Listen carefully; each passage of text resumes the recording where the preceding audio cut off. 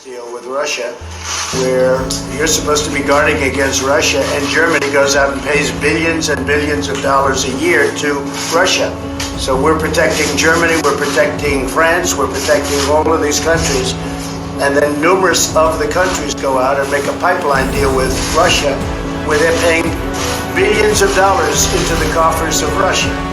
So we're supposed to protect you against Russia, but they're paying billions of dollars to Russia, and I think that's very inappropriate. And the former chancellor of Germany is the head of the pipeline company that's supplying the gas. Ultimately, Germany will have almost 70% of their country controlled by Russia with natural gas. So you tell me, is that appropriate? I mean, I've been complaining about this from the time I got in. It should have never been allowed to have happened. But Germany is totally controlled by Russia because they were getting from 60 to 70% of their energy from Russia and a new pipeline.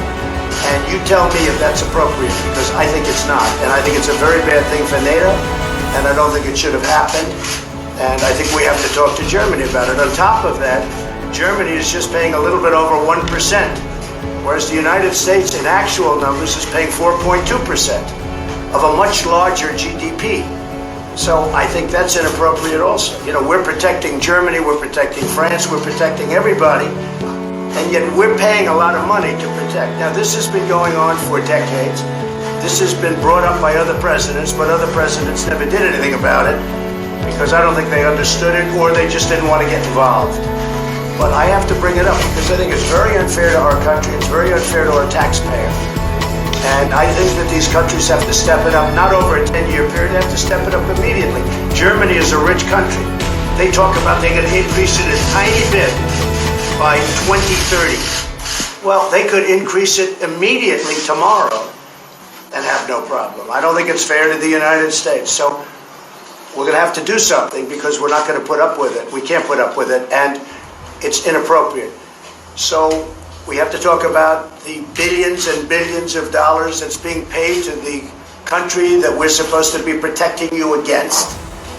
You know, everybody's talking about it all over the world. They'll say, well, wait a minute, we're supposed to be protecting you from Russia, but why are you paying billions of dollars to Russia for energy? Why are countries in NATO, namely Germany, having a large percentage of their energy needs paid to Russia and taken care of by Russia?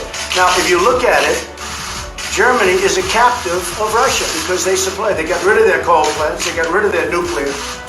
They're getting so much of the oil and gas. The only attack in history where the further he goes and the bigger it gets, then the worse it gets, and the more debt that's caused, the more money he makes because oil prices keep climbing higher and higher and higher. There's never been anything like that. You're a warring nation. The more he makes it difficult to get oil, the more expensive it gets, and the more money he makes. And all those tanks roaming around are very expensive, but they're peanuts compared to the kind of money that he's making because of the tremendous increase in oil. You know, when I left, and during my term, oil was at $36 a barrel.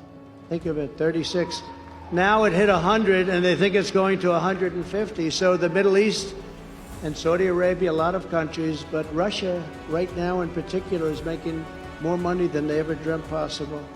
The cost of the war is very, very small compared to the kind of money they're taking in. There's never been a situation like that. It's horrible to watch. It's horrible because it's a disincentive for him to disengage. Remember, Joe and Hunter Biden got $3.5 million from the mayor of Moscow's wife and were never allowed to explain in the debate. Remember we had the debate? And I said, hey, what'd you do with the $3.5 million that you got from the mayor of Moscow's wife? And Chris Wallace, who I assume was now fired from Fox, which is good.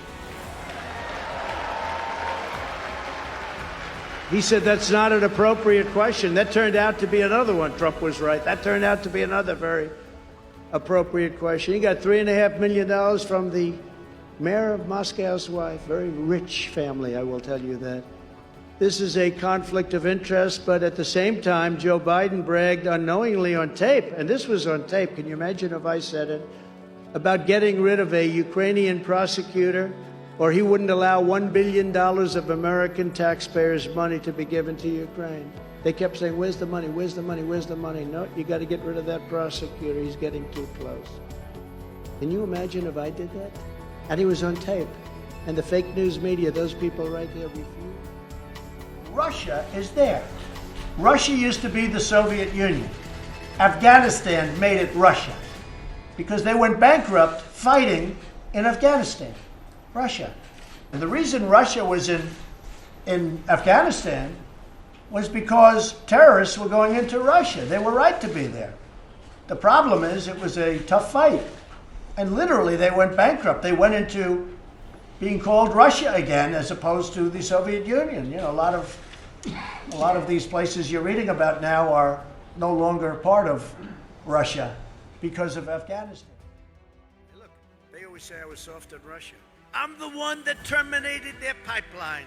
I'm the one that put sanctions on them. I'm the one that got NATO to pay $430 billion to protect against Russia. And then these horrible, horrible people say Trump was soft on Russia. I'll never forget Putin saying to me, "You're killing me on the pipeline." I say, "Sorry, Vladimir, I have to do it." Think of it, I ended the pipeline. It was terminated. That was the biggest thing they ever did. They were going to get billions and billions of dollars a week. And I said, nope, it's over.